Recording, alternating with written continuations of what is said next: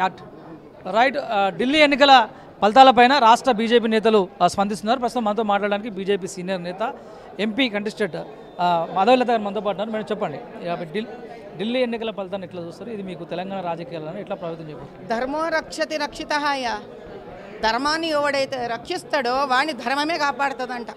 ప్రధానమంత్రి మోదీ గారి ఆధ్వర్యంలో, గృహమంత్రి అమిత్ షా గారి ఆధ్వర్యంలో, మా దేశ అధ్యక్షులు నడ్డా గారి ఆధ్వర్యంలో ఏ రాజకీయం అయితే బీజేపీ చేస్తుందో అది ధర్మ రాజకీయం. కాబట్టి ఈరోజు ఆయన కింద ఎవడు కేజ్రీవాల్ కింద నిలబడిన నేల కూడా జారిపోయా, సర్రం జారిపోయా.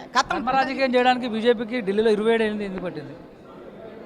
ఎందుకంటే ధర్మము వెంటనే నెగ్గదయ్యా. నువ్వు మహాభారతంలో చూసినా కూడా వెంటనే ధర్మరాజు నెగ్గలే, కౌరవులే నెగ్గుకుంటూ వచ్చిండ్రు. ఎందుకంటే మోసము అన్యాయము గెలుస్తున్నట్టు కనిపిస్తుంది. ఏ దినమైతే నిజంగా ధర్మం గెలిచే రోజు ఉంటుందో చెప్పడ పాడకే అన్నట్టు మహారాష్ట్రలో ఎట్లా గెలిచినామో ఢిల్లీలో అట్లా గెలుస్తున్నాం. ఢిల్లీలో మీరు ప్రచారం చేశారు మేడం? లేదు నాయన, చేయలేదు. అది అధిష్టానం నిర్ణయిస్తుంది. మహారాష్ట్రలో చేయమంది చేసి వచ్చినాం. ఢిల్లీలో మా అంతకన్నా ఎవరన్నా మంచి కనిపించి చేయించిండ్రు, చేస్తుండ్రు. మాకు గెలుపుతో ముఖ్యం. ఎవరిని ఎప్పుడు ఎట్లా ఎక్కడ పంపించాలనేది అధిష్టానం. ఢిల్లీ ఎన్నికల ఫలితాలు తెలంగాణ రాజకీయాలను ఎట్లా ప్రభావితం చేస్తాను? ఎట్లా ఉంటుందంటే ఆశాదీపం అయ్యా.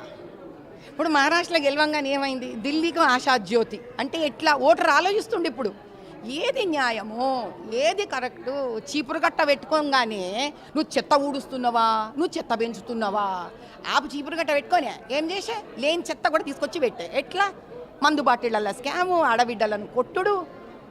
ఏమన్నా అది ఒక ఒక ఒక మనిషికి ఉండాల్సిన, ఒక చీఫ్ మినిస్టర్ ఉండాల్సిన వ్యక్తిత్వం కాదు కదా. కళ్ళు తెరుచుకుంటారు ఢిల్లీ ఓటర్. ఢిల్లీ అంతా కూడా రామరాజ్యమేనా? అపర రామరాజ్యం అయ్యా. న్యాయం ధర్మానికి స్థాపితమయ్యే రామరాజ్యం. కాబట్టి ఇప్పుడు తెలంగాణ ప్రజలు కూడా కళ్ళు తెరుచుకుంటారు. ఏమని?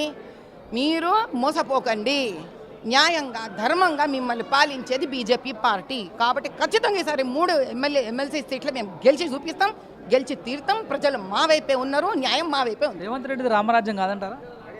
అంటే ఇప్పుడు నువ్వు రామరాజ్యం చేయాలంటే ఏదైనా ఒక్క దిక్కుకు మాట్లాడాలి. నువ్వు కుల విభజన చేస్తేవి, సరే. విభజన చేసినాక నువ్వు విభజన చేసేదే ఎందుకు? వాడికి న్యాయం జరగాలని. నువ్వు కుల వర్గీకరణ చేసి నువ్వు మళ్ళీ ముస్లింలను తీసుకెళ్ళి బీసీలో పడేసి గా 10% వీని ఖాతాలోంచి నువ్వు తీసేస్తే నువ్వు ఏం రాజ్యం సామి అది? నీ దగ్గర సమాధానం ఉందా? పోనీ ముఖ్యమంత్రి గారిని అడుగుతున్నా, అయ్యా సామి పెద్ద మనిషి, నీ దగ్గర ఉందా జవాబు? ఏం చేస్తున్నారా మీరు? ఏం గెలవడం అనేది ఒక్కటే నువ్వు పట్టుకొని ఇష్టం వచ్చినట్టు నేను 7 గంటలు అట్లా అన్యాయం చేసేస్తా అంటే ఇక ప్రజలు గుడ్డోళ్ళు కాదు తండ్రి. ఈ 3 ఎమ్మెల్సీ స్థానాలను గెలిపించేందుకు మీరు ఏ నినాదంతో ప్రజల్లోకి అంటే గ్రాడ్యుయేట్స్లోకి పట్టభద్రుల దగ్గరికి వెళ్తారు?